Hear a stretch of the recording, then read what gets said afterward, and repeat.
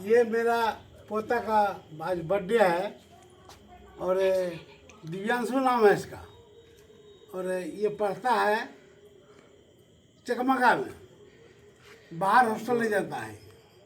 ये चकमका में पढ़ता है, हॉस्टल का नाम लेते हैं तो इसका मम्मी और पापा दोनों से पक्ष में हो जाता है। तो हम तो यही आग्रह करेंगे कि इस बच्चे लोगों को बाहर पढ़ाइए और ये मोह माया को छोड़िए। आज बर्थडे है, काटो उसको। गिफ्ट देने का बारी था तो हमको गाड़ी में वो था तो क्या है हॉर्लिक्स क्या है, बोनविटा, ये बोनविटा गिफ्ट दे रहे हैं। चलो उसको जलाओ,